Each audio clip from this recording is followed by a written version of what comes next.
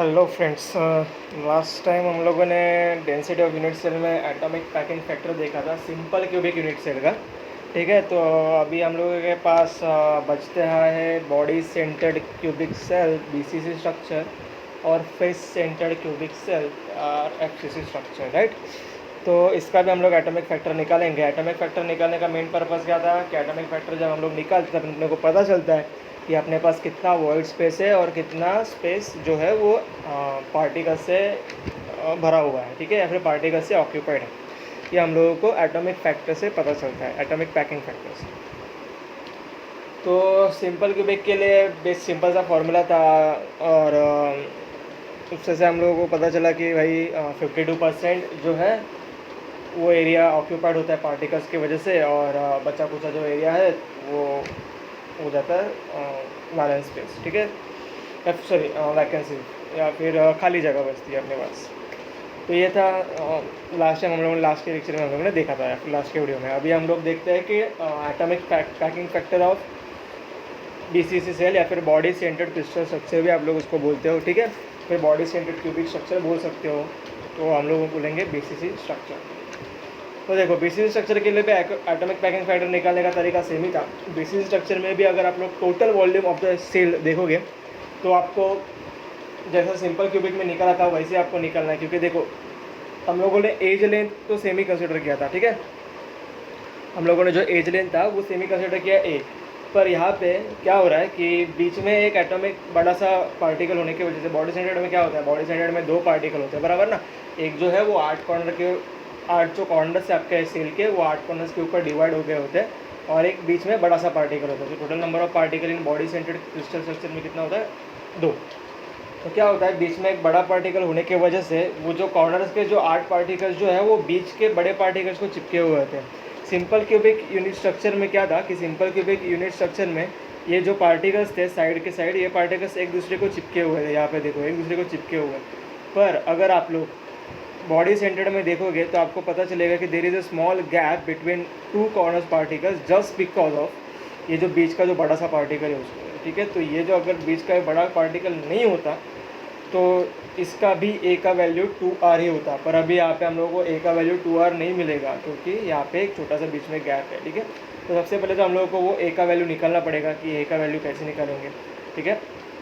उसके बाद ही हम लोगों को एटॉमिक फैक्टर पता चलेगा, क्योंकि ए का वैल्यू इसलिए निकालना है क्योंकि the volume of the unit cell या फिर कोई भी एक क्यूब का वॉल्यूम क्या होता है, length into width into breadth ये होता है, या फिर length into width into height होता है, या फिर डेप्थ, ठीक है। तो इस तरह से आपका फॉर्मूला होता है। तो मतलब कि volume is equal to A cube आएगा। तो अपने को ए का तो वैल्यू चाहिए ना कि ए का वैल्यू क्या आएगा।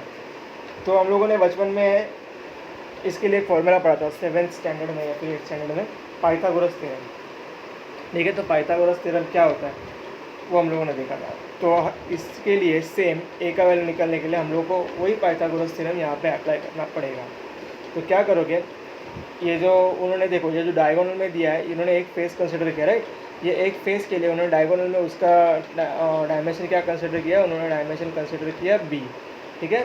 अभी यहाँ पे जो आपका लेंथ था वो लेंथ तो अपने को पता है, वो लेंथ अपना क्या होता है, ए होता है, ठीक है। तो वो लेंथ उन्होंने ए कंसिडर किया। तो पाइथागोरस थ्योरम आपका क्या बताता है, diagonal square is equal to one side का स्क्वायर प्लस साइड 2 का स्क्वायर, ठीक है। तो डायगोनल स्क्वायर क्या था, बी स्क्वायर, तो इसलिए उन्होंने बी स्क्वायर लिया। आपका लेंथ क्या है यहाँ पे ए है, और आपका हाइट क्या रहेगा, हाइट भी आपका ए ही रहेगा। क्यों, क्योंकि ये क्यूब है, तो क्यूब स्ट्रक्चर में जो लेंथ होता है वही हाइट होता है और वही उसका डेप्थ भी होता है। तो यहाँ पे सेम उसका हाइट और डेप्थ सेम रहेगा। तो B square is equal to A square plus A square, right. ये आपका यहाँ तक क्लियर हो गया। ये था फर्स्ट ट्रायंगल। अभी इन लोगों ने दूसरा ट्रायंगल कंसिडर किया है। ये ट्रायंगल में तो अपने को पता नहीं चलता कि कांस्टेंट का वैल्यू क्या आएगा, ठीक है। तो अपने को कुछ ना कुछ एक वैल्यू चाहिए ना ए के लिए। तो उन्होंने क्या कर दिया, उन्होंने एक नया ट्रायंगल और एक कंसिडर किया। तो अपना नया ट्रायंगल क्या रहेगा, देखो ये कॉर्नर मेरा, ये वाला कॉर्नर, ठीक है, ये वाला कॉर्नर अगर मैं कंसिडर करूँगा, ये कॉर्नर से लेके मैं सीधा जाऊँगा ये लाइन पे, ये लाइन से मैं आऊँगा ऐसा, और ये इस तरह से, ठीक है। तो मेरा जो ट्रायंगल होगा वो आपको शायद क्लियर है। ये इस तरह से जाऊँगा, इधर से इधर आऊँगा और इधर से इधर आऊँगा, ठीक है। तो मतलब कि इसमें सी आएगा, इसमें बी आएगा और इसमें ए आएगा, तो 3 इसमें अलग अलग टर्म्स आ जाएंगे, सी आएगा, बी और ए, ठीक है। तो c is a diagonal between 2 opposite corners, ठीक है। ये फेस के बीच में नहीं है, ये बीच का डायगोनल है, ठीक है। ये जो बीच बी का था, वो बी वाला जो डायगोनल था वो फेस का डायगोनल था, ये अभी फेस का डायगोनल नहीं है। ये डायगोनल आपके बीच का, ऐसा समझो कि आप लोग एक रूम के बीच में बैठे हो, आपके लेफ्ट हैंड साइड में, आपके लेफ्ट हैंड साइड में नीचे जो कॉर्नर है वो कॉर्नर, और आपके राइट हैंड साइड में ऊपर, ठीक है, जो कॉर्नर है वो कॉर्नर, उसके बीच का ही डायगोनल रहेगा, ठीक है। तो इस तरह से ये डायगोनल है। तो क्या करूँगा मैं सेम यहाँ पे पाइथागोरस अप्लाई करूँगा कि जो मेरा था सी स्क्वायर, ठीक है। तो देखो सी स्क्वायर हो जाएगा plus X equal to A square plus B square, ठीक है। तो देखो मुझे बी स्क्वायर का वैल्यू क्या मिला था, बी स्क्वायर का मुझे वैल्यू मिला था 2a स्क्वायर। तो मैंने बी स्क्वायर के जगह पे, यहाँ पे जो बी है, यहाँ पे बी स्क्वायर के जगह पे मैं क्या करूँगा, ये 2a स्क्वायर डाल दूंगा। तो 2a स्क्वायर अगर मैं बी स्क्वायर के जगह पे डाल दिया तो मुझे सी स्क्वायर इज इक्वल टू क्या मिला, 3a स्क्वायर। समझा आप लोगों को सबको 3a स्क्वायर क्यों आया? देखो मैं फिर से बता रहा हूँ। हम लोगों ने पहला क्या लिया, ट्रायंगल बी स्क्वायर, ये वाला ट्रायंगल लिया हम लोगों ने, ठीक है, इधर वाला, ये फेस वाला, तो जहाँ पे बी का वैल्यू दिया है, तो ये बी का वैल्यू जहाँ पे दिया है वो ट्रायंगल मैंने लिया, तो B square is equal to A square into A square, right. Then मैं दूसरा ट्रायंगल कौन सा लिया, सी स्क्वायर, तो ये वाला ट्रायंगल मैंने दूसरा ले लिया, ठीक है। तो c square is equal to A square plus B square. तो मैंने बी स्क्वायर के जगह पे जो ऊपर हम लोगों को इक्वेशन मिला था पाइथागोरस अप्लाई करने पे, ए स्क्वायर प्लस ए स्क्वायर, वो मैंने बी स्क्वायर के जगह पे डाल दिया। तो c square is equal to क्या होगा, a square plus A square plus A square, मतलब क्या हो गया 3a स्क्वायर, राइट। तो अभी c square is equal to 3a square था, मैंने दोनों साइड में स्क्वायर रूट अप्लाई कर दिया। तो दोनों साइड में मैंने जब स्क्वायर रूट अप्लाई कर दिया तो मुझे c is equal to under root of 3 into a मिलता है, ठीक है, इज इक्वल टू 4r। अभी देखो ये 4r कैसे हो गया, अभी c का वैल्यू 4r आएगा, क्यों आएगा c का वैल्यू 4r, तो देखो ये वाला जो मेरा पार्टिकल है इधर का वैल्यू जो है वो r है, देखो यहाँ पे दिया है ना r वैल्यू, तो इधर का जो पार्टिकल है उसका वैल्यू क्या रहेगा, r रहेगा, ठीक है। इसके बाद अगर ये पार्टिकल का वैल्यू r है तो मुझे बताओ ये जो बड़ा सा सर्कल है, ये बड़ा सा सर्कल का डायमेंशन क्या रहेगा, या फिर उसका डायमीटर क्या रहेगा, 2r रहेगा। तो r प्लस 2r मतलब कितना हो गया, 3r। अगर यहाँ पे एक छोटा पार्टिकल है, इसका भी रेडियस आएगा, तो r plus 2r plus r, मतलब कि r plus 2r 3r plus r is equal to 4r, इसलिए c इज इक्वल टू उन्होंने क्या लिया 4r, ठीक है। तो इसका मतलब कि √3 into A is equal to मुझे क्या मिलता है 4r। तो मुझे a का वैल्यू मिल गया, a का value is equal to 4r divide by √3। अभी मैं क्या करूँगा, हमारे पास वॉल्यूम का वैल्यू था, वॉल्यूम इज इक्वल टू क्या था, a क्यूब। तो volume is equal to A cube था, तो मैं ए क्यूब के जगह पे ये वाला वैल्यू डाल दूंगा वॉल्यूम के जगह पे, ठीक है। तो ए क्यूब, तो देखो यहाँ पे उन्होंने वॉल्यूम के जगह पे ये वाला वैल्यू डाल दिया। अभी यहाँ पे उन्होंने क्या कर दिया, 4/3 पाई आर क्यूब के जगह पे वो वाला वैल्यू डाला, ठीक है। तो मैं यहाँ पे उन्होंने आर के जगह डाला, आप लोग डायरेक्ट भी ले सकते हो, कोई प्रॉब्लम नहीं है, ठीक है। डिवाइड बाई क्या था, ए क्यूब, तो ए क्यूब के जगह पे आप लोगों को यही वैल्यू वहाँ पे डालना है, ठीक है। देखो एटॉमिक पैकिंग फैक्टर निकालने का फॉर्मूला क्या होता है, एटॉमिक पैकिंग फैक्टर निकालने का फॉर्मूला होता है volume of the particle divide by, या फिर total volume of the particle divide by volume of the unit cell, ठीक है। तो total volume of the particle क्या होगा, पार्टिकल का साइज़ क्या होता है, स्फीयर होता है, तो स्फीयर मतलब कि 4/3 पाई आर क्यूब होगा। अभी बॉडी सेंटर में कितने पार्टिकल, तो बॉडी सेंटर में 2 पार्टिकल है, इसलिए उन्होंने 2 से मल्टीप्लाई कर दिया, तो 4/3 पाई आर क्यूब। तो आर के जगह पे उन्होंने √3a डिवाइड बाई 4 डाल दिया। ये कहाँ से आया, ये आपको यहीं से आया, ठीक है। r इज इक्वल टू √3 को मैं इधर लेके गया और 4 को उसको डिवाइड कर दिया, ठीक है। तो आपको यहीं से वो वैल्यू आ गया, तो 2 के जगह पे वो डाला। अभी नीचे डिवाइड बाय मैंने जैसे कि बोला था कि volume of the unit cell, volume of the unit cell क्या होता है, ए क्यूब, तो ए का वैल्यू आपको क्या मिला 4r डिवाइड बाई 3। तो ये यहाँ पे आपको 4r डिवाइड बाई 3 ये वैल्यू यहाँ पे डालना है आपको, ठीक है। तो ये वैल्यू डालने के बाद, या फिर आप लोग यहीं पे ए क्यूब भी रखो, ये सब सॉर्ट आउट करने के बाद आपको इसका जो वैल्यू मिलेगा, इसका वैल्यू मिलेगा आपको 0.68, ठीक है। तो ये हो गया एटॉमिक पैकिंग फैक्टर 0.68। अभी आपको परसेंटेज में निकालना है कि कितना परसेंटेज ऑक्यूपाइड हुआ है। तो अगर आपको परसेंटेज में निकालना है तो क्या करोगे, ये नंबर को 100 से मल्टीप्लाई कर दोगे। तो अगर मैं ये नंबर को 100 से मल्टीप्लाई कर दूंगा तो ये आएगा 68%। इसका मतलब कि आपके बॉडी सेंटर क्यूबिक स्ट्रक्चर में पार्टिकल्स ने 68% स्पेस ऑक्यूपाइड करके रखा है। इससे आपको क्या पता चलता है कि आपका बॉडी सेंटर्ड क्यूबिक स्ट्रक्चर जो है सिंपल क्यूबिक स्ट्रक्चर से ज़्यादा स्ट्रॉन्ग है, ठीक है। तो ये हो गया 68% occupied space atomic packing factor for BCC structure, ठीक है। आई होप आपको ये क्लियर हो गया रहेगा। अगर कोई क्लियर नहीं है तो आप लोग मुझे डाउट पूछ लो व्हाट्सएप पे, ओके। नेक्स्ट हम लोग जाते हैं। नेक्स्ट है आपका फेस सेंटर्ड क्यूबिक स्ट्रक्चर, ठीक है। तो फेस सेंटर्ड क्यूबिक स्ट्रक्चर में भी वही कंसेप्ट अप्लाई होगा, same formula, same concept, same radius निकालने का तरीका, ठीक है। पर यहाँ पे क्या होता है, यहाँ पे जो आपके पार्टिकल्स है वो हर एक फेस पे आधे आधे भी होते हैं। बॉडी सेंटर्ड में क्या था, बीच में पार्टिकल था। फेस में क्या होगा, फेस में हर एक फेसेस पे होगा। जैसे कि आपका जो सिंपल क्यूबिक स्ट्रक्चर होता है, सिंपल क्यूबिक स्ट्रक्चर में क्या होता है, सिंपल क्यूबिक स्ट्रक्चर में आपके कोई भी एक क्यूब कंसिडर करो, एक क्यूब में कितने नंबर ऑफ कॉर्नर्स होते हैं, एक क्यूब में 8 नंबर ऑफ कॉर्नर्स होते हैं और कितने नंबर ऑफ फेसेस होते हैं, 6 नंबर्स ऑफ फेसेस होते हैं, ठीक है। सो ये आपका बेसिक स्ट्रक्चर होता है कोई भी क्यूब का। तो जैसे कि हम लोगों ने देखा कि सिंपल क्यूबिक में सिर्फ कॉर्नर पे पार्टिकल होते हैं, बॉडी सेंटर्ड में बॉडी के बीच में होते हैं, वैसे फेस सेंटर्ड में फेस पे पार्टिकल्स होते हैं, ठीक है। और कॉर्नर्स पे तो होते ही है। तो आपको यहाँ पे फेसेस पे पार्टिकल्स करना है। Total number of particles in face centred cubic structure मतलब कितना होता है कि कॉर्नर्स के 1/8 × 8 हो गया 1, और आपका फेस सेंटर्ड में हर एक फेस पे आधा आधा होता है, तो मतलब कि वहाँ पे हो गया 3, तो हो गया 3 + 1 = 4। तो यहाँ पे 4 नंबर ऑफ पार्टिकल्स होंगे इसमें फेस सेंटर्ड क्यूबिक स्ट्रक्चर। अभी आपको एटॉमिक पैकिंग फैक्टर निकालना है। एटॉमिक पैकिंग फैक्टर सेम होता है number of volume of particle, total volume of particle divide bye आपका वॉल्यूम ऑफ यूनिट सेल, ठीक है। तो टोटल वॉल्यूम ऑफ पार्टिकल्स क्या होगा, 4 × 4/3 πr³ divide by volume of the unit cell क्या होगा, a³, ठीक है। तो यहाँ पे उन्होंने सेम किया। अभी क्या किया उन्होंने, देखो यहाँ पे भी सेम आपका पाइथागोरस थ्योरम अप्लाई होगा। तो जैसे कि हम लोगों ने पहले भी कंसिडर किया था, कोई भी क्यूब का जो लेंथ होगा वो लेंथ a होगा, ठीक है। उसका कोई भी क्यूब का उसका जो पार्टिकल का रेडियस होगा उसका वैल्यू क्या होगा, r होगा। जो बचपन में वाला सेम फॉर्मूला पाइथागोरस का अप्लाई किया था वही फॉर्मूला आपको यहीं पे भी अप्लाई करना है, ठीक है। पर यहाँ पे आपको b का वैल्यू डायरेक्ट मिल जाएगा। कैसे मिल जाएगा, देखो ये जो रेडियस है इसका रेडियस r है, b का जो डायमेंशन होगा या फिर डायमीटर होगा वो 2r होगा, और ऊपर का r, तो r + 2r = 3r, और plus again r then = 4r, ठीक है। तो b का वैल्यू आपको मिल जाता है 4r। तो मैं पाइथागोरस अप्लाई करूँगा, b² = a² + a²। तो b² के b के जगह पे मैं 4r डाल दूंगा, तो b के जगह पे अगर मैं 4r डालूंगा तो मुझे मिलेगा 16r²। तो 16r² = हो जाएगा 2a²। तो अगर मैं इसको सॉल्व करूँगा, ठीक है, सब काट वगैरह दे के या फिर अपना मैथमेटिकल फॉर्मूलाज यूज़ करके, तो मुझे a का वैल्यू मिलेगा √8 × r, ठीक है।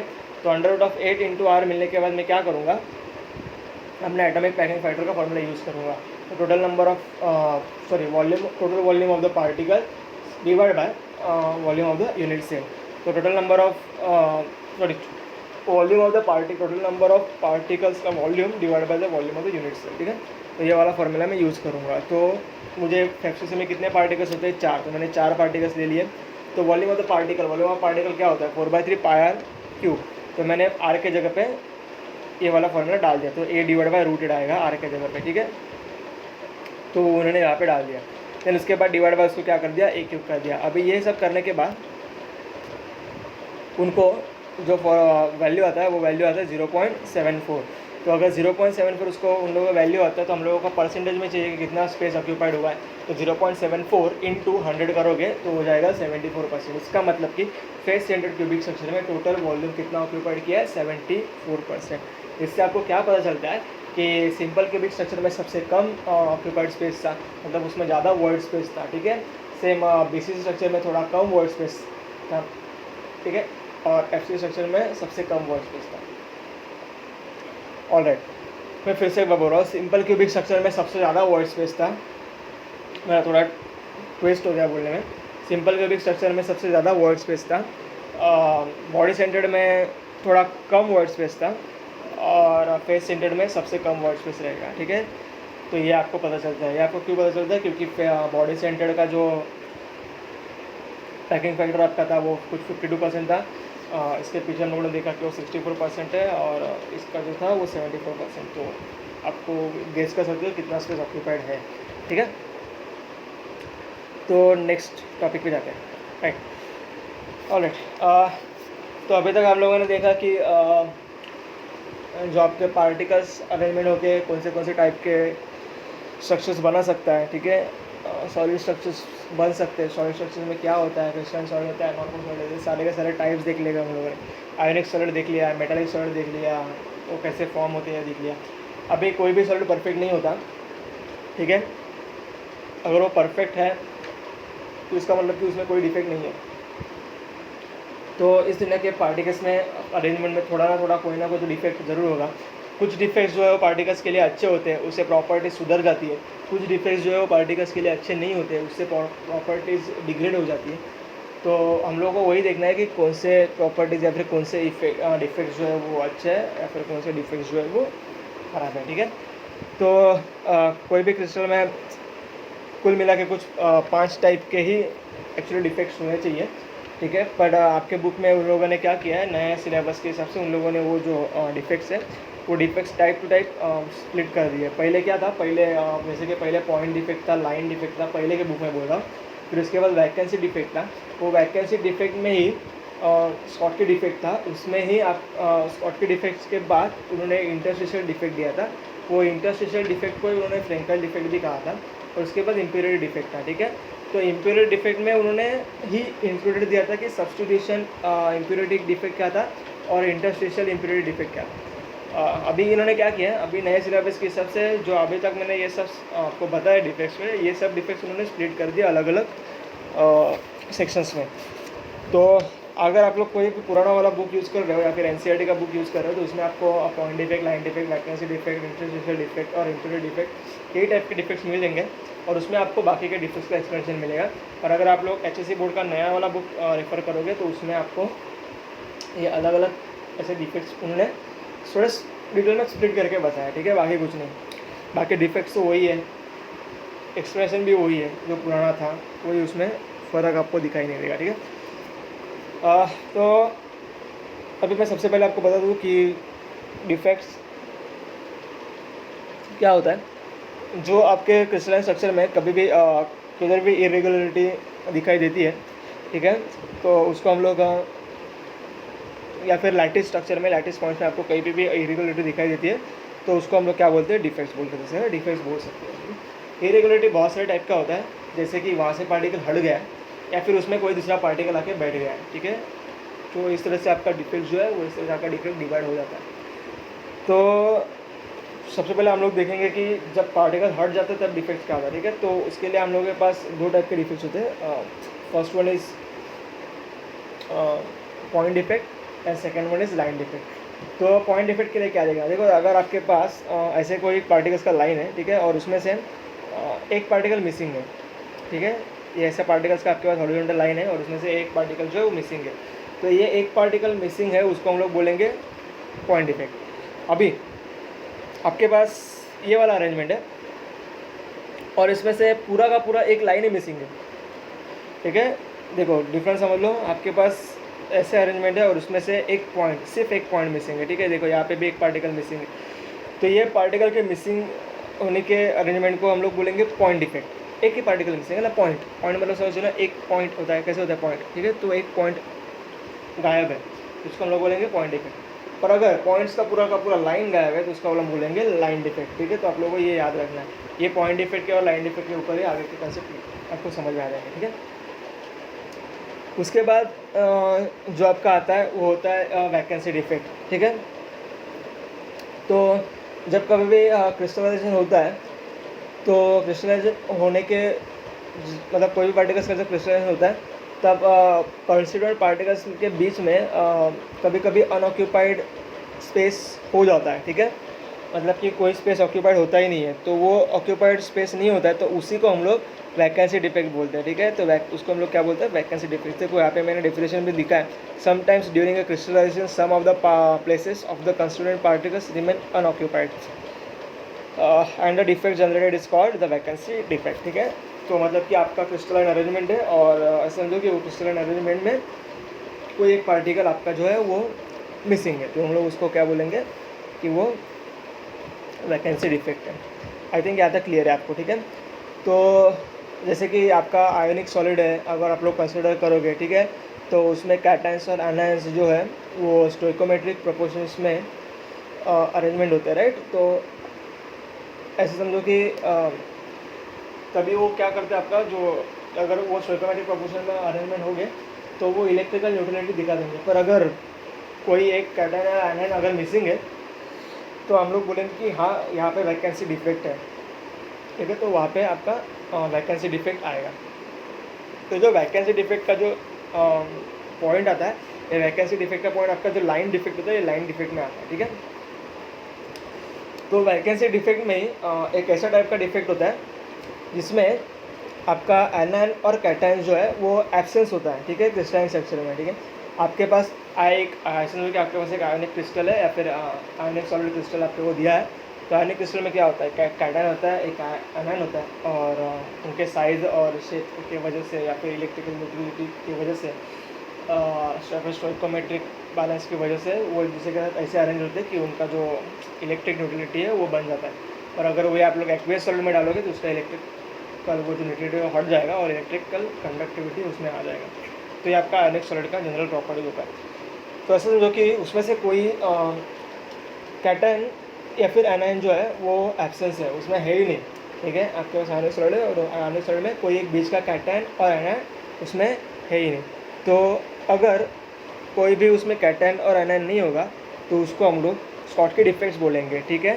तो उसको हम लोग क्या बोलेंगे, स्कॉटकी डिफेक्ट। तो देखो ये डिफेक्ट में अभी उन्होंने दिखा, यहाँ पे प्लस माइनस साइन दिखा है, यहाँ पे एक माइनस साइन गायब है और यहाँ पे एक प्लस साइन गायब है। तो ये वाले डिफेक्ट हम लोग क्या बोलेंगे, स्कॉटकी डिफेक्ट्स। तो इसमें क्या होता है, देखो, the defect produce due to the vacancy is caused by the absence of the anions and the cations in the crystal lattice is called Schottky defect. जैसे कि मैंने बताया, इसको उन्होंने इंग्लिश में बता दिया, ठीक है।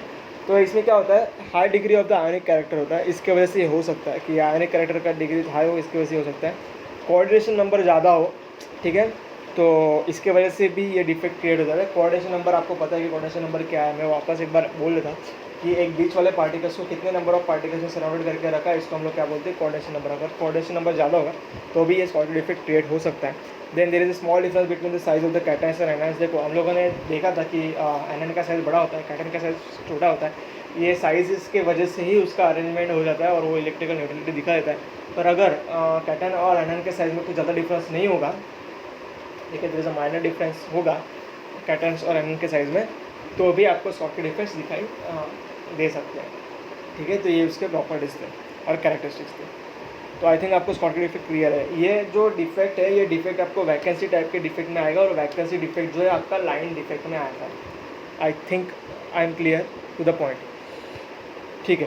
तो नेक्स्ट में जाते हैं। नेक्स्ट आपको दिया है फ्रेंकल डिफेक्ट या फिर इंटरस्टिशियल डिफेक्ट। तो देखो फ्रेंकल डिफेक्ट में क्या होता है, जैसे कि हम लोगों ने देखा था कि कैटायन और एनायन एब्सेंस होने की वजह से जो है वो आपका स्कॉटकी डिफेक्ट का आपका क्लियर क्या होता है, बन जाता है। पर अगर कोई भी सॉलिड में या फिर आयनिक सॉलिड में अगर कैटायन या फिर एनायन आपका उसका रेगुलर पोजीशन छोड़ के या फिर रेगुलर साइड छोड़ के कोई दूसरा ही लैटिस पॉइंट ऑक्यूपाइड कर लेता है, तो हम लोग उसको क्या बोलेंगे, फ्रेंकल डिफेक्ट या फिर इंटरस्टिशियल डिफेक्ट। इंटरस्टिशियल मतलब समझते ना, अंदर के अंदर ही चेंज हो रहा है। कोई क्या बोलते हैं उसको, वैकेंसी क्रिएट हो रहा है, पर वैकेंसी क्रिएट होने की वजह से ओवरऑल कैटायंस और एनायंस के नंबर्स में कोई चेंज नहीं आ रहा। आपके सिर्फ कैटायंस और एनायंस का नंबर सेम रहेगा, पर सिर्फ वैकेंसी क्रिएट हो जाएगा। वैकेंसी क्रिएट इसलिए होगा क्योंकि देखो यहाँ पे डायग्राम में दिखा है, ये वाला जो पार्टिकल था, ये वाला पार्टिकल जंप करके उसने बीच वाला जो वर्ड स्पेस था, वो बीच वाला वर्ड स्पेस क्या कर लिया, ऑक्यूपाइड कर लिया। तो इसको हम लोग इंटरस्टिशियल डिफेक्ट बोलते हैं। देखो यहाँ पे डेफिनेशन देखो क्या बोलते हैं, दिया उन्होंने, जिसके मैंने बताया था, when a cation or anion from the ionic solid leaves its regular site and moves to the occupy place between the lattice site called interstitial position, ठीक है। मैंने जैसे कि बताया कि आपका जो कोई भी कैटायन और आयनाइन जो है अपनी जगह छोड़ के अपने ही लैटिस में कोई दूसरी जगह ऑक्यूपाइड कर लेता है, खाली जगह, तो उसको हम लोग बोलेंगे फ्रेंकल डिफेक्ट या फिर इंटरस्टिशियल डिफेक्ट। ये इसलिए क्रिएट होता है, ये large size difference between the cations और आयनाइंस की वजह से होता है। देखो अगर कैटायन आपका बहुत छोटा होगा और आयनाइन आपका बहुत बड़ा होगा, तो ऑब्वियसली वहाँ पे जो स्पेस क्रिएट होगा बीच में, वो स्पेस भी बड़ा होगा, ठीक है। तो वो स्पेस बड़ा होने की वजह से क्या होता है, उसके बीच में इतना जगह आ जाता है कि कोई भी कैटायन उठ के वो जगह में या फिर वो वर्ड स्पेस की जगह पे जाके बैठ सकता है। तो आपका जो रेगुलर पैटर्न था आयनिक सॉलिड का, वो रेगुलर पैटर्न क्या हो जाएगा, डिस्टर्ब हो जाएगा, उसमें इरेगुलरिटी आ जाएगा। इसका मतलब इरेगुलरिटी आ गया मतलब क्या हो गया, डिफेक्ट क्रिएट हो गया। तो फ्रेंकल या फिर इंटरस्टेशियल डिफेक्ट इस तरह से क्रिएट होता है, समझे आप लोग? ठीक है। तो इसके बाद जो है वो आपका आता है इम्प्योरिटी डिफेक्ट। ओके, तो इम्प्योरिटी डिफेक्ट में क्या होता है, अभी देखो इम्प्योरिटी डिफेक्ट कभी कभी इम्प्योरिटी डिफेक्ट जो है वो आपके अच्छे भी होते हैं, और कभी कभी इम्प्योरिटी डिफेक्ट जो है वो आपके कोई भी सॉलिड स्ट्रक्चर को हार्मफुल भी होते हैं। तो अच्छे इम्प्योरिटी डिफेक्ट्स का क्या मतलब है, मतलब कि आपके एलॉयज़ जो है, आप लोग जो एलॉयज़ यूज़ करते हो वो आपके एलॉयज़ अच्छे डिफेक्ट्स है, जैसे कि ब्रास, ठीक है, तो प्रॉपर्टीज़ बढ़ जाता है, प्रॉपर्टीज़ ज़्यादा यूज़फुल हो जाते हैं, कभी कभी मटेरियल स्ट्रॉन्ग हो जाता है, जैसे कि कार्बन इन आयन, ठीक है, आयन का जनरल प्रॉपर्टी सॉफ्ट होता है, पर अगर उसमें कार्बन मिक्स हो जाए तो कार्बन मेटल बन जाता है और उसका प्रॉपर्टी स्ट्रॉन्ग हो जाता है। तो ये कुछ अच्छे डिफेक्ट्स भी है। कुछ डिफेक्ट्स बुरे भी होते हैं, जैसे कि गोल्ड में जब आप लोग माइनिंग से निकाल दो तो वो इम्प्योर फॉर्म में होता है, ठीक है, तो हम लोग को उसको प्योर करके उसका जो येलोइश है या फिर प्योरिटी है वो लाना पड़ता है, ठीक है। उसके ऊपर आपका जो कैरेट वगैरह है वो मैटर करता है कितना कैरेट का गोल्ड है। तो कुछ इम्प्योरिटी जो है वो अच्छे भी होते हैं, कुछ इम्प्योरिटी ख़राब भी होते हैं, ठीक है, तो प्रॉपर्टी चेंज होता है। और इतना हम लोग पहले देखते हैं कि इम्प्योरिटी डिफेक्ट्स में क्या होता है। इम्प्योरिटी डिफेक्ट्स में क्या होता है कि जो उसका जो रेगुलर पार्टिकल है वो रेगुलर पार्टिकल के जगह पे कोई दूसरा पार्टिकल आ जाता है, ठीक है, या फिर जो खाली स्पेस है उसमें एक दूसरा पार्टिकल भर जाता है। देख, जो ओरिजिनल था वो ओरिजिनल नंबर ऑफ पैटर्न में कोई डिस्टर्बेंस नहीं होगा। तो यहाँ पे मैंने दो दिखा है, ठीक है, जैसे कि सब्स्टिट्यूशन इम्प्योरिटी दिखा है और इंटरस्टिशियल इम्प्योरिटी दिखा है। तो देखो मैं आपको बता देता हूँ कि ये जो है ये ब्रास का आपका जो है वो स्ट्रक्चर है। इसमें जो ये ब्लू पार्टिकल्स दिख रहे हैं वो कॉपर है और दूसरा जो दिख रहा है वो जिंक है। तो क्या हुआ, कॉपर का पार्टिकल ज़्यादा है और कॉपर का जो पार्टिकल का साइज़ है सेम पार्टिकल का साइज़ ऑलमोस्ट जिंक का है। तो वो उसने क्या कर दिया, परफेक्ट स्पेस जो है वो दो पार्टिकल्स का बीच का परफेक्ट स्पेस जो है ऑक्यूपाइड कर लिया। तो ये अच्छा था, तो इससे प्रॉपर्टीज़ बढ़ गए, ठीक है। सिमिलरली स्टेनलेस स्टील का देखते हैं, जो कार्बन के पार्टिकल्स है, आयरन के पार्टिकल्स है, आयरन के पार्टिकल्स के बीच में जो जगह होती है वहाँ पे खुद ब खुद कार्बन के पार्टिकल्स फिट हो जाते हैं। देखो अभी यहाँ पे अगर कार्बन के पार्टिकल्स फिट हो जाएंगे तो ये स्ट्रक्चर ज़्यादा स्ट्रॉन्ग हो जाएगा, ठीक है, क्योंकि वॉइड स्पेसेस भरने लगेंगे। पहले इतना वॉइड स्पेस था, अभी ये वॉइड स्पेस कम होकर देखो बहुत छोटा हो गया, राइट, ये वॉइड स्पेस बहुत छोटा हो गया, पहले ये इतना बड़ा वॉइड स्पेस था। तो ये वॉइड स्पेस और ये वॉइड स्पेस में डिफरेंस है ना, तो ये स्ट्रक्चर जो है ज़्यादा स्ट्रॉन्ग हो गया। तो इस तरह से आपका इम्प्योरिटी जो था, डिफेक्ट था, वो भरने लगता है। इम्प्योरिटी मतलब समझ लो कोई दूसरा पार्टिकल आके बैठ जाता है। तो दो टाइप के इम्प्योरिटी थे, सब्स्टिट्यूशन इम्प्योरिटी और इंटरस्टिशियल इम्प्योरिटी। देखो अभी सब्स्टिट्यूशन इम्प्योरिटी में क्या होता है कि जो सब्स्टिट्यूट प्लेस में कोई भी दूसरा इम्प्योरिटी जो कैटायन है वो सब्स्टिट्यूट प्लेस में आके बैठ जाता है, ठीक है, तो हम लोग उसको बोलेंगे सब्स्टिट्यूशन इम्प्योरिटी।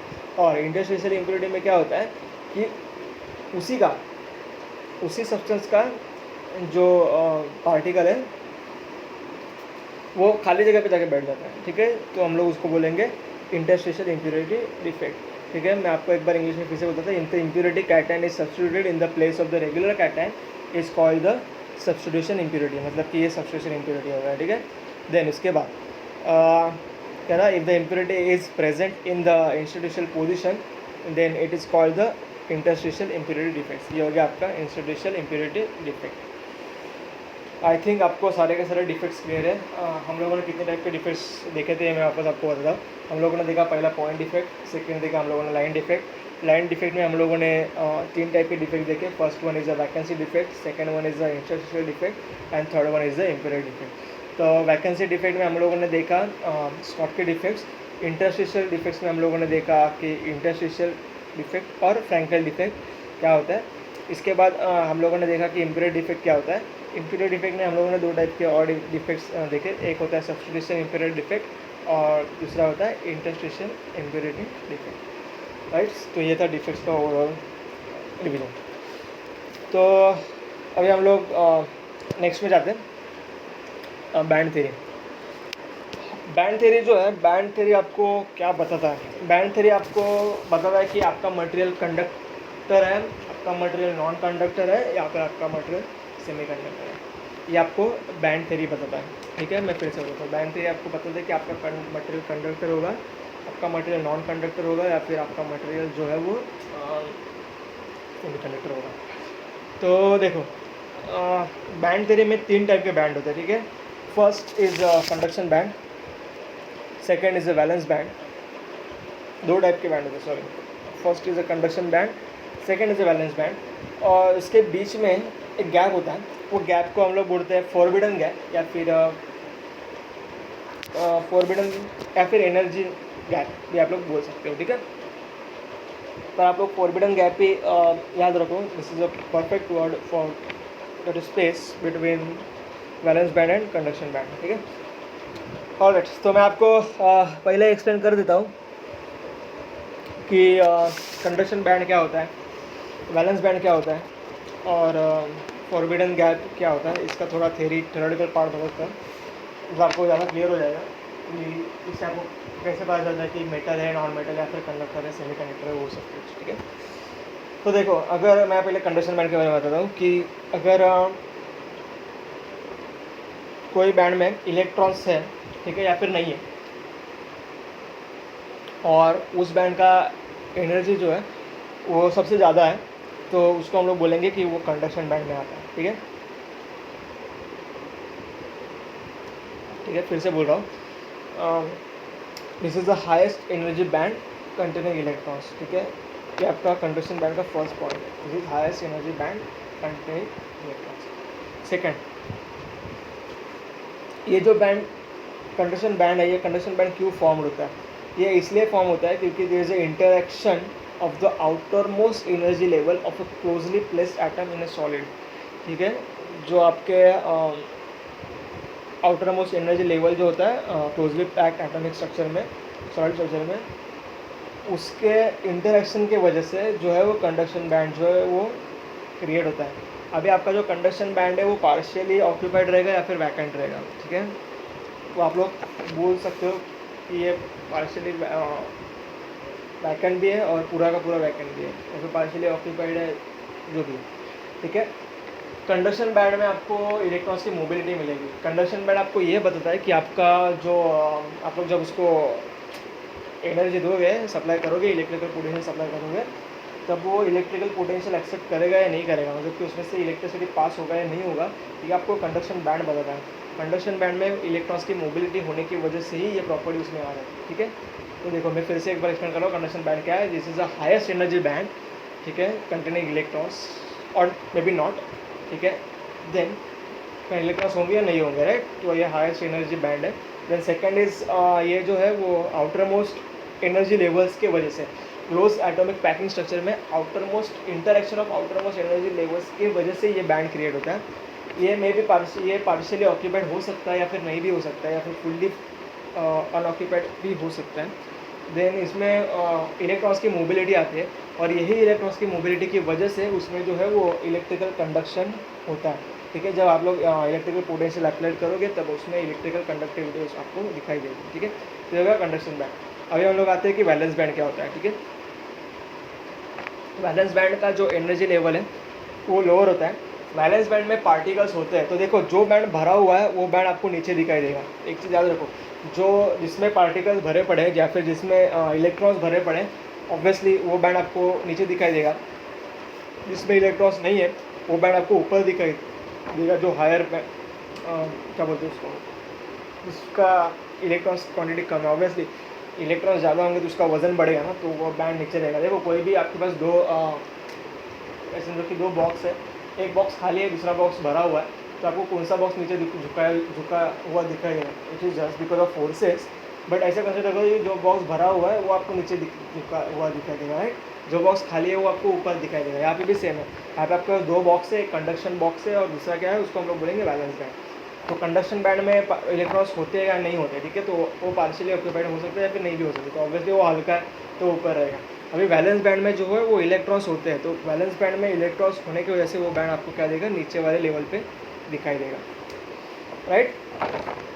देन इसके बाद आपको आता है कि लोअर कंडक्शन बैंड और वैलेंस बैंड में एनर्जी में क्या डिफरेंस है। तो देखो, आपका जो वैलेंस बैंड का एनर्जी है वो कंडक्शन बैंड से लोअर रहेगा, ठीक है, क्योंकि इसमें मोबिलिटी ऑफ इलेक्ट्रॉन्स नहीं आता, इसमें इलेक्ट्रॉन्स की मोबिलिटी नहीं होती, ठीक है, क्योंकि एक दूसरे को टाइटली बाउंडेड है, ठीक है। ये क्या होता है, एक दूसरे को टाइटली बाउंडेड होते हैं with respect to the nuclear, इसके वजह से इसमें जो है वो एनर्जी लेवल कम होता है as compare to, lower energy होता है as compare to conduction band, ठीक है। तो ये होता है आपका वैलेंस बैंड का प्रॉपर्टी। लेकिन इसके बाद आता है आपको इसके बीच का जो गैप होता है, ठीक है, जिसको हम लोग बोलेंगे फॉरबिडन गैप। तो फॉरबिडन गैप में क्या होता है, forbidden gap is energy gap या फिर energy difference between the valence band and the conduction band, ठीक है। तो ये आपका एनर्जी डिफरेंस है कंडक्शन बैंड के बीच का और बैलेंस बैंड के बीच का, ठीक है। जब ये गैप छोटा हो जाता है, ठीक है, तब इलेक्ट्रॉन्स क्या होता है, हायर एनर्जी लेवल्स में जो वैलेंस बैंड के हायर एनर्जी लेवल्स वाले जो इलेक्ट्रॉन्स होते हैं वो इलेक्ट्रॉन्स जंप करके कंडक्शन बैंड में चले जाते हैं। जो आप लोग उसमें एनर्जी सप्लाई करोगे या फिर वो जो बैंड है जब एनर्जी एब्जॉर्ब करना चालू कर देता है, ठीक है। जैसे कि एनर्जी एब्जॉर्प्शन मतलब कि थर्मल एनर्जी हो गया आपका, फिर उसके बाद इलेक्ट्रोमैग्नेटिक हो गया, ठीक है। ये जब होता है तब जो हायर एनर्जी वाले जो इलेक्ट्रॉन्स होते हैं वो हायर एनर्जी वाले इलेक्ट्रॉन्स जो है वो जंप करके कहाँ पे चले जाते हैं, कंडक्शन बैंड में चले जाते हैं, ठीक है। तो ये जनरल डिस्क्रिप्शन था आपका कंडक्शन बैंड, वैलेंस बैंड और फॉरबिडन गैप। अभी इससे हम लोग देखेंगे कि आपका ये कैसे डिसाइड होता है कि ये मेटल है, नॉन मेटल है, या फिर सेमीकंडक्टर है। तो देखो मैं आपको बता देता हूँ, ठीक है। अगर आपका forbidden gap, that is large difference between the energy, there is a large energy difference between conduction band and valence band, तो आपका वो होगा इंसुलेटर, ठीक है। अगर फॉरबिडन गैप आपका बहुत बड़ा होगा, ठीक है, देखो यहाँ पे फॉरबिडन गैप आपका बहुत बड़ा होगा, मतलब कि कंडक्शन बैंड और वैलेंस बैंड के बीच में बहुत ज़्यादा गैप होगा, तो हम लोग उसको बोलेंगे इंसुलेटर। देखो ये गैप ज़्यादा होने की वजह से भले ही आप लोग एनर्जी सप्लाई करो और वैलेंस बैंड में हाईली एनर्जेटिक इलेक्ट्रॉन्स होंगे भी, तो भी वो जंप करके कंडक्शन बैंड में नहीं जा पाएंगे, क्योंकि यहाँ पे गैप बहुत ज़्यादा है, ठीक है। इसलिए वो क्या हो जाते हैं, इंसुलेटर हो जाते हैं। कंडक्शन बैंड में जाने के बाद क्या होता है, इलेक्ट्रॉन्स जब कंडक्शन बैंड में जाते हैं तब उसमें मोबिलिटी आ जाता है, और मोबिलिटी की वजह से क्या होता है, वो इलेक्ट्रिकल कंडक्टिविटी उसमें प्रॉपर्टी आ जाती है। तो अगर इलेक्ट्रॉन्स जा ही नहीं पाएंगे तो उसमें मोबिलिटी आएगी ही नहीं, अगर मोबिलिटी आएगी नहीं तो कंडक्टिव होगा नहीं, इसलिए हम लोग उसको बोलेंगे कि वो इंसुलेटर है। इसके बाद आता है आपका कंडक्टर, ठीक है। तो हम लोगों ने नॉन कंडक्टर देखा या फिर इंसुलेटर देखा, जैसे आप लोग उसको बोलते हो। अभी हम लोग देखते हैं कंडक्टर। कंडक्टर में क्या होता है, आपका वैलेंस बैंड और कंडक्शन बैंड एक दूसरे के ऊपर ओवरलैप हुआ होता है, ओवरलैप होता है, ठीक है।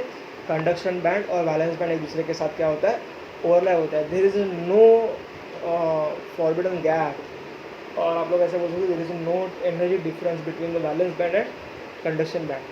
सो उसको हम लोग बोलेंगे कंडक्टर एलिमेटर।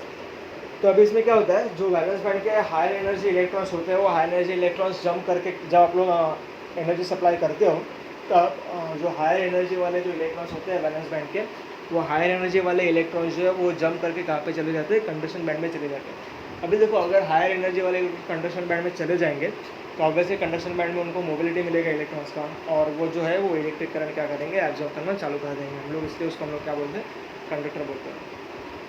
देन सेमीकंडक्टर में जो फॉरबिडन गैप होता है वो फॉरबिडन गैप कम होता है। अगर आप लोग बहुत ज़्यादा इलेक्ट्रिकल सप्लाई फिर बहुत ज़्यादा एनर्जी उसको प्रोवाइड करोगे तो वो गैप कम होने की वजह से कुछ पार्टिकल्स जो है वो कुछ पार्टिकल्स कंडक्शन बैंड में जंप करके जा सकते हैं। तो कुछ पार्टिकल्स कंडक्शन बैंड में जंप करके जाने की वजह से थोड़ा बहुत इलेक्ट्रिक करंट उसमें ऑक्यूपाइड हो सकता है। जैसे कि हम लोगों को पता है कि silicon is part of semiconductor, तो उसमें ये प्रोसीजर होता है, ठीक है। जो चिप्स वगैरह आप लोग कंप्यूटर में, मोबाइल के सीपीयूज में वगैरह यूज़ करते हैं, सिलिकॉन से बने हुए कि ज़्यादा सेमीकंडक्टर मटेरियल, इसके वजह से वो वहाँ पे यूज़ होता है। तो उनके बीच का जो फॉरबिडन गैप जो है, फॉरबिडन गैप जो कम होता है, ठीक है। तो वैलेंस बैंड और कंडक्शन बैंड, तो इसलिए हम लोग इसको बोलेंगे सेमीकंडक्टर। क्लियर है, मैं फिर से एक बार बोल ले रहा हूँ, रिवाइंड कर रहा था। There is two bands, first one is a conduction band, second one is the valence band. Conduction band का एनर्जी लेवल ज़्यादा होता है, वैलेंस बैंड का एनर्जी लेवल कम होता है। कंडक्शन बैंड में मोबिलिटी ऑफ इलेक्ट्रॉन्स होता है, वैलेंस बैंड में इलेक्ट्रॉन्स को मोबिलिटी नहीं होता। कंडक्शन बैंड में जो है वो अनऑक्यूपाइड हो सकता है या फिर पार्शियली ऑक्यूपाइड हो सकता है, ठीक है।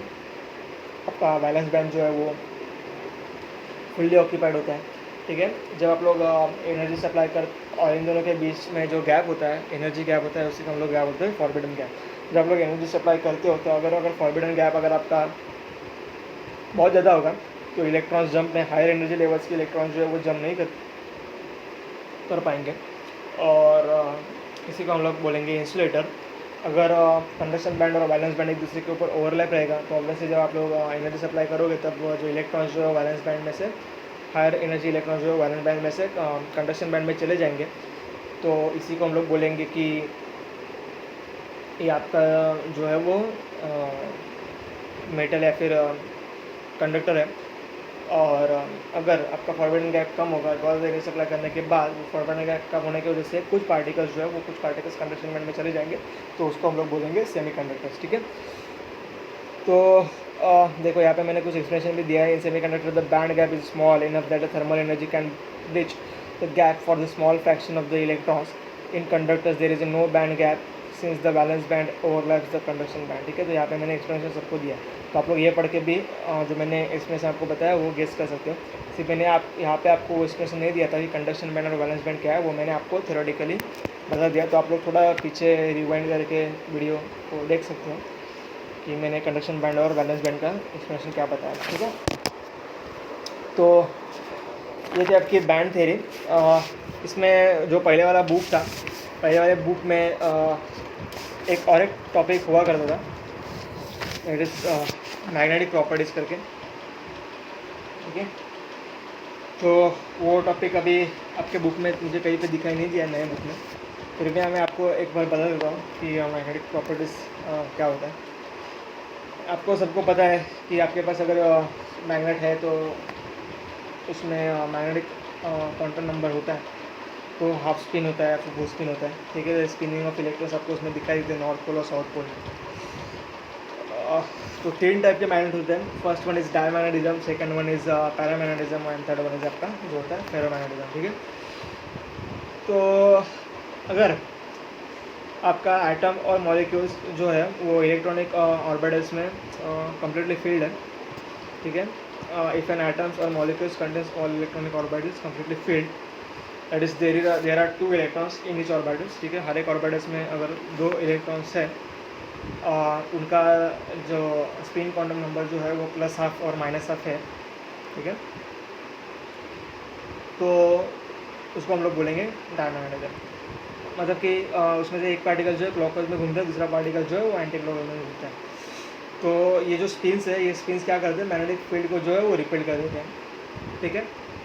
तो यही रिपल्शन ऑफ जो मैग्नेटिक फील्ड होता है, इसी को हम लोग बोलेंगे डायमैग्नेटिज्म। तो ये पूरा जो कंसेप्ट है डायमैग्नेटिज्म का है। मैं फिर से एक बार बोल देता हूँ, डायमैग्नेटिज्म क्या होता है। अगर एटम्स और मॉलिक्यूल्स में इलेक्ट्रॉनिक ऑर्बिटल्स अगर कम्प्लीटली फील्ड होंगे, या फिर there are 2 electrons in each orbitals और उनका स्पिन क्वांटम नंबर अगर +½ और -½ होगा, इसका मतलब कि एक पार्टिकल जो है वो प्लस में घूम रहा है, दूसरा पार्टिकल +½ में घूम रहा है, दूसरा पार्टिकल जो है -½ में घूम रहा है। मतलब एक पार्टिकल क्लॉकवाइज में घूम रहा है, दूसरा पार्टिकल एंटी क्लॉकवाइज में घूम रहा है। तो वो क्या करेंगे, मैग्नेटिक जो फील्ड था, तो मैग्नेटिक फील्ड को वो क्या करेंगे, रिपेल करेंगे। तो ये रिपल्शन के फिनोमेनन को वो लोग डायमैग्नेटिज्म बोलते हैं, ठीक है। उसके कुछ सब्सटेंस है, जैसे कि एग्जांपल्स है, जैसे वाटर, सोडियम क्लोराइड, बेंजीन, ये कुछ डायमैग्नेटिक सब्सटेंसेस है, ठीक है। इसका नेक्स्ट आता है, जैसे कि डायमैग्नेटिज्म हो वैसे ही नेक्स्ट आता है पैरामैग्नेटिज्म। पैरामैग्नेटिज्म में क्या होता है कि अगर एटम्स और मॉलिक्यूल्स में अनपेयर्ड ऑफ इलेक्ट्रॉन्स जो है वो रिवॉल्व हो रहे हैं, ठीक है, ऑर्बिटल्स में अनपेयर्ड ऑफ इलेक्ट्रॉन्स, तो वो एक दूसरे को कैंसिल नहीं करेंगे। ऑब्वियसली देखो, अगर इक्वल नंबर ऑफ इलेक्ट्रॉन्स होंगे, मतलब कि जितने पॉजिटिव है, मतलब प्लस में घूम रहे और जितने माइनस में घूम रहे, मतलब जितने क्लॉकवाइज में घूम रहे उतनी अगर एंटी क्लॉकवाइज में घूम रहे, तो देयर इज रिपल्शन। पर अगर अनपेयर्ड है इलेक्ट्रॉन्स, तो उसमें कुछ ना कुछ क्या बोलते हैं, मैग्नेटिक मूवमेंट ज़रूर आएगा पार्टिकल्स में। तो यही magnetic movement just because of unpaired of electrons की वजह से आता है, और इसी कंसेप्ट को हम लोग बोलते हैं पैरामैग्नेटिज्म, ठीक है। और यही मैग्नेटिक मूवमेंट की वजह से वो एक्सपीरियंस, पुल एक्सपीरियंस या फिर खिंचाव महसूस करते हैं, तो ये इसी को हम लोग क्या बोलते हैं, पैरामैग्नेटिज्म। देखो मैं आपको थोड़ा डिटेल में बताता हूँ। तो बुक में क्या दिया था, इफ़ एन एटम और a molecule contains more unpaired electrons revolving in their orbitals, right, ये जैसे कि मैंने बता दिया। तो अनपेड इलेक्ट्रॉन्स होंगे तो there is a magnetic movement which do not cancel each other, so there is a net magnetic movement associated with this species. Obviously अगर मैग्नेटिक मूवमेंट कैंसिल नहीं होगा तो टोटल कुछ ना कुछ तो मैग्नेटिक मूवमेंट आएगा ओवरऑल। तो ये जो स्पीशीज होता है, मतलब ये जो पार्ट या सब्सटेंस होता है, वो कुछ ना कुछ फोर्स जो है या फिर अट्रैक्शन जो है वो मैग्नेटिक फील्ड में एक्सपीरियंस करते हैं, ठीक है। जब आप लोग उसको मैग्नेटिक फील्ड में रखोगे तो वो एक्सपीरियंस करेंगे। तो ये जो मैग्नेटिक पुल या फिर फोर्स जो है वो एक्सपीरियंस इसलिए होता है जस्ट बिकॉज ऑफ वो अनपेड ऑफ इलेक्ट्रॉन्स की वजह से। तो इसी फिनोमेनन को हम लोग बोलते हैं पैरामैग्नेटिज्म। तो इसके कुछ एग्जांपल्स हैं, जैसे कि ऑक्सीजन है, CO2+ है, Fe3+ है, ठीक है, Cr3+ है। ये जो आयंस है ये सब पैरामैग्नेटिक के एग्जांपल्स या फिर सब्सटेंस है, ठीक है। इसके बाद एक थर्ड कंसेप्ट आता है, वो थर्ड कंसेप्ट को हम लोग बोलेंगे या फेरोमैग्नेटिज्म। तो फेरोमैग्नेटिज्म में क्या होता है कि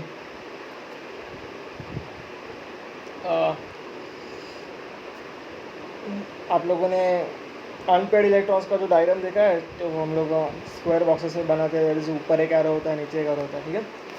तो कुछ सब्सटेंस होते हैं जैसे कि आयरन, कोबाल्ट, निकेल, ठीक है। ये सब सब्सटेंस में आपको सबसे ज़्यादा मैग्नेटिक प्रॉपर्टीज दिखाई देता है।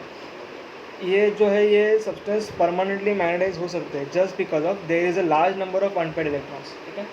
इसमें अनपेड इलेक्ट्रॉन्स बहुत ज़्यादा होते हैं, इसलिए इसमें जो मैग्नेटिक प्रॉपर्टी है वो मैग्नेटिक प्रॉपर्टी आपको बहुत ज़्यादा दिखाई देती है, या फिर आप लोग इसको परमानेंटली भी मैग्नेट बना सकते हो।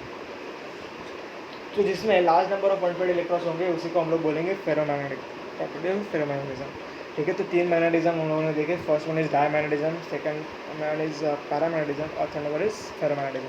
डायमैग्नेटिज्म में इक्वल नंबर ऑफ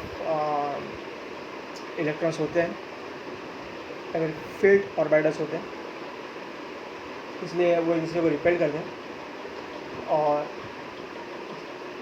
ये रिपल्सन को हम लोग डायमैग्नेटिज्म बोलते हैं।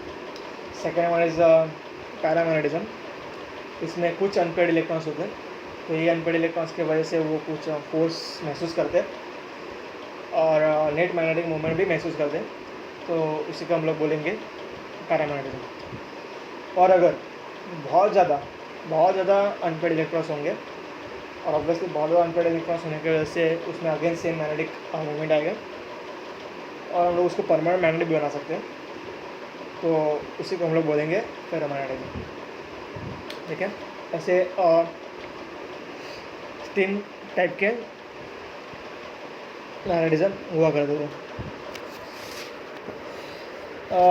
तो इसके लिए पहले एक एक्सपेरिमेंट टाइप में हुआ करता था कि मटेरियल कैसे आपको गेस करना है कि ये पैरामैग्नेटिक है या फिर फेरोमैग्नेटिक है, डायमैग्नेटिक है।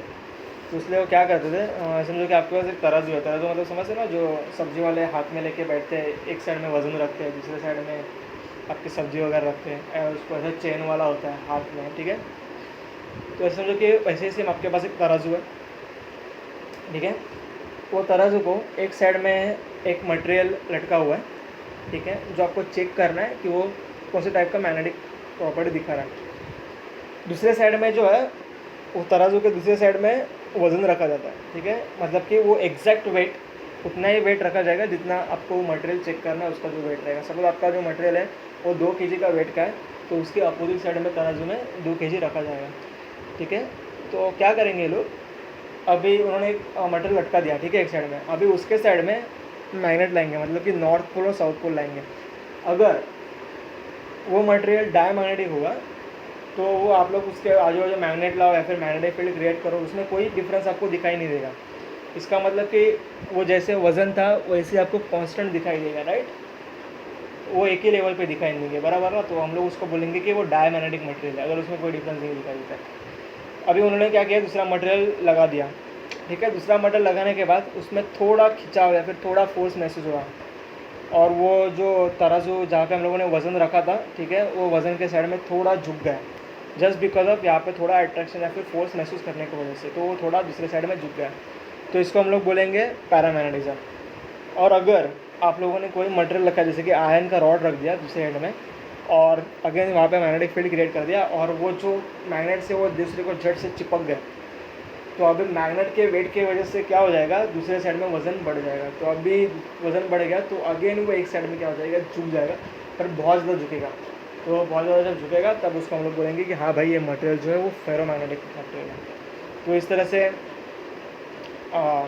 सबसे पहले, बहुत पहले ऐसे मटेरियल पहचाना जाता है कि डिटरमाइन करने का ये प्रॉपर्टी था, ठीक है, और तरीका था कोई मटेरियल कौन से मैग्नेटिक फील्ड में आता है। तो ये था आपका सॉलिड स्टेट प्रॉपर्टीज़।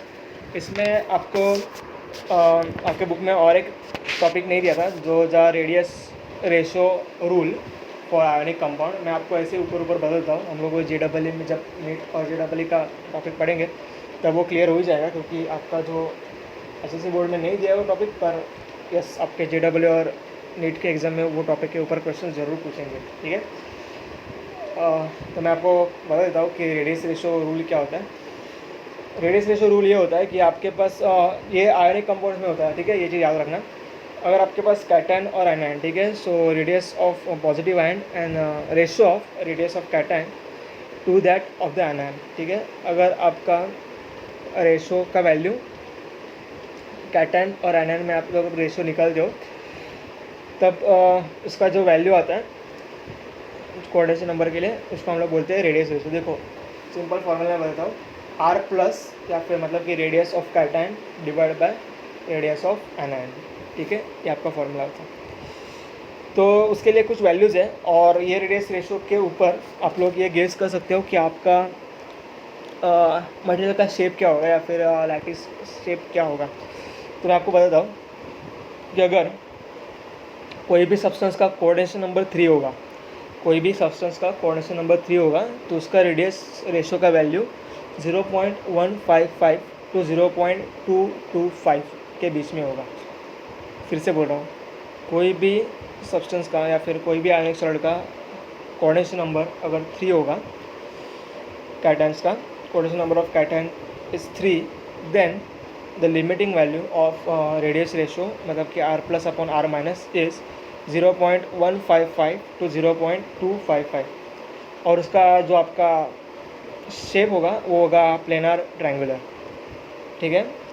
इसका एग्जांपल भी देख लो, B2O3 ये इसका एग्जांपल है।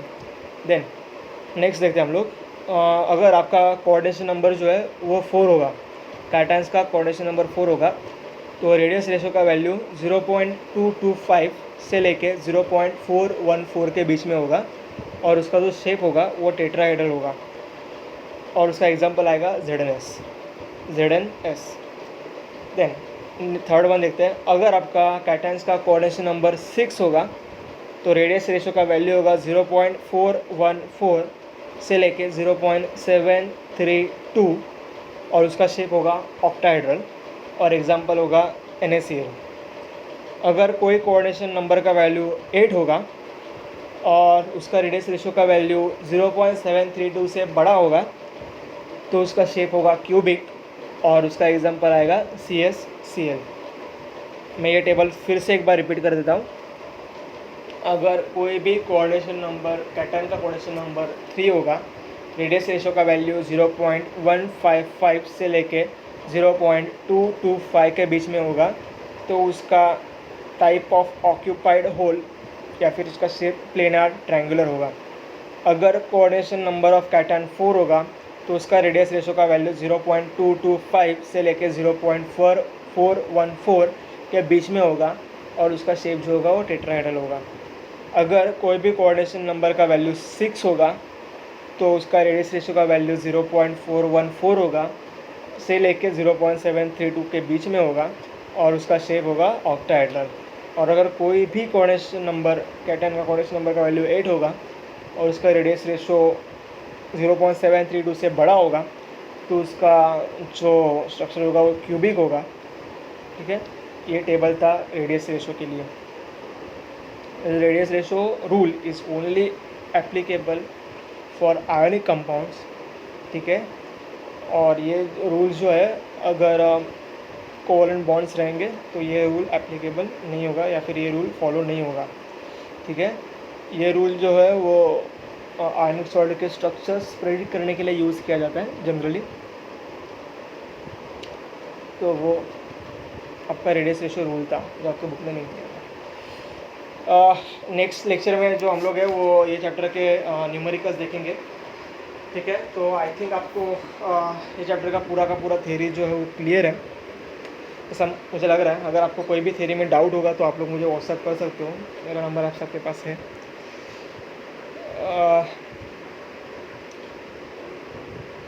इसके बाद हम लोग न्यूमेरिकल्स देखेंगे। न्यूमेरिकल्स के लिए आपको